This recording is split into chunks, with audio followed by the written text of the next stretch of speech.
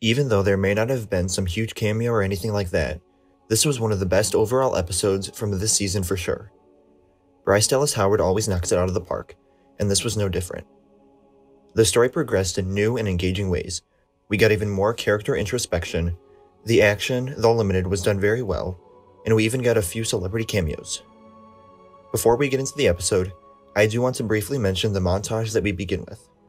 Normally I just ignore them, but for this one it actually helped me out a lot. I had mentioned in previous videos how we don't know what happened to the supposed Mandalorian fleet they were amassing, and why Bo-Katan gave up on the Darksaber and split from the others, but it turns out I just missed that dialogue from previous episodes.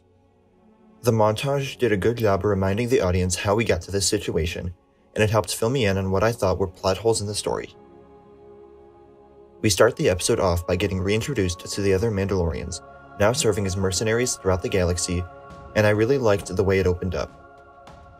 I don't know if it was any direct reference to another media, although I guess it was similar in a way to the opening of A New Hope, but it felt very reminiscent of old Star Wars or Star Trek. Both interior sets were very detailed, and made the scene feel very real. I thought the pacing here was a little odd, a little too slow for my taste, but I enjoyed everything else almost. The Quarren and Mon Calamari were nice inclusions, and the forbidden love between the two made for a good, however short, storyline. We also got a lot of Axe Woves in the scene, and even though his dialogue was a bit on the nose, using him to create exposition, it wasn't anything too out of the norm for me. The Mon Calamari is taken back to his family, and then we shift to Din and Bo-Katan, now on their way to the planet Plaisir 15. The utopian landscape here was very well designed, and I thought the way the ship was taken control of was a good subversion of expectations. I think I got a bit worried at this point that we'd be on the planet for 2 episodes, and that the rest of this one would feel like a small, filler storyline that got us nowhere, but I was very surprised with how much I enjoyed all of it. The society and culture of the planet were fascinating, and I enjoyed getting to spread out and see multiple places that were all very unique. We start off by meeting the rulers of the planet, which turn out to be played by Jack Black and Lizzo, which honestly for me felt perfect. It could have been a very serious actor in a dramatic role, but I enjoyed the comedy and lightheartedness that the two of them brought to the episode. There were times when I thought that they didn't exactly fit within the story, but those were small moments later on that I never paid much attention to. We meet them in a banquet hall, and even though it didn't mean much for the story, I was astounded at how detailed they made everything in the scene. We got a bunch of different alien species, and everything with the food and the floating pod that they were drinking from felt so luxurious and vibrant. A short dialogue between the 4 of them catches us up on what's occurring here, and even though I was a bit hesitant when it was revealed that the Lord was a former Imperial part of the amnesty program, I did come around on it.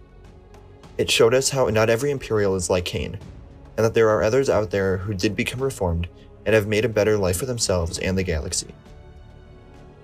The group moves outside, and the repeated mentioning of the charter and how it gets in the way did become tiresome for me. It just felt like it was constantly in the way, and I didn't think it needed to be brought up that many times. The investigation begins, and I enjoyed the way this played out.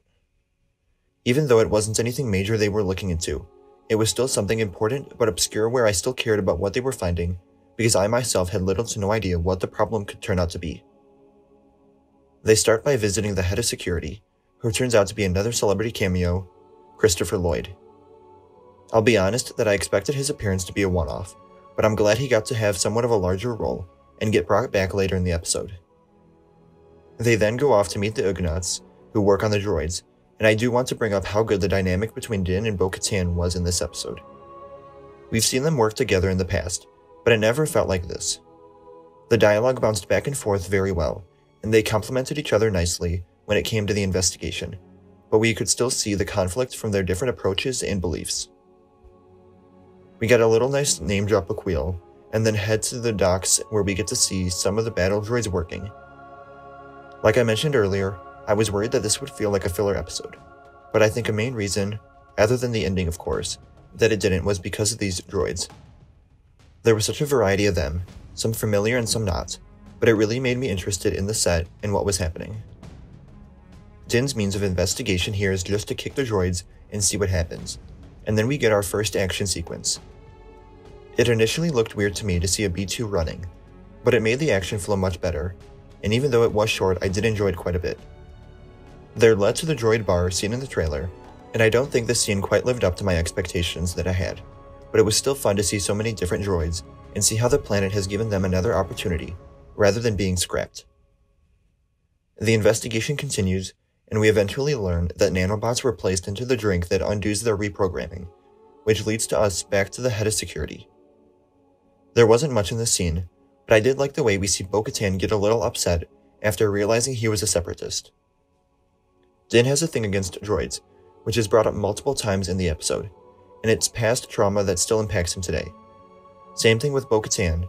She fought these people in the war, or at least to some extent, and may have never gotten over everything that Dooku and the Separatists did. We didn't get much of Grogu in the episode, but it was nice to see him have his little moment with the Force while the rulers were playing the games. He was also knighted, which it'll be interesting to see if that ever gets brought back up again, or not. Din and Bo-Katan make their way out to the Mandalorian camp, and I loved how quiet and tense the scene was. We didn't get to see what exactly happened that caused Bo-Katan to leave, but we could still feel that it was big.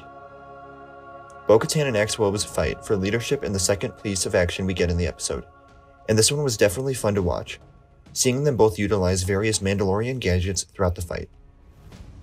She wins, of course, and then we get the answer to the question so many people have been asking. After Bo-Katan freed Din on Mandalore, I know there was a lot of speculation as to why Bo-Katan isn't the rightful wielder now of the Darksaber. I don't quite know why Din put off giving the blade to her, but it made for a very powerful scene as Bo-Katan gets her claim to leadership and seemingly unites at least this one group of Mandalorians together.